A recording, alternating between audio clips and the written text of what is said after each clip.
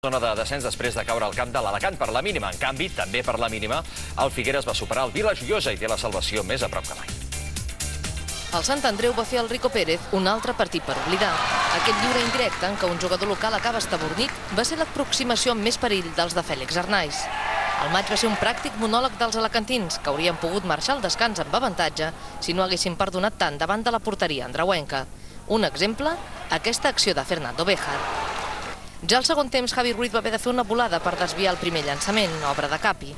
A l'Alacant fins i tot li van anul·lar un gol en aquesta jugada, en què l'àrbitre interpreta que tant Fernando Béjar com l'exespanyolista Ricardo Cabas estan en fora de joc.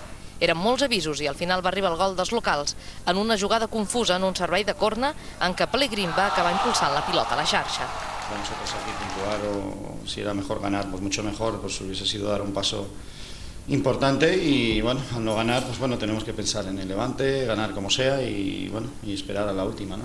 La derrota hauria pogut ser més severa per a un Sant Andreu que per salvar-se haurà de superar dos obstacles complicats, Llevant B i Vila Joiosa.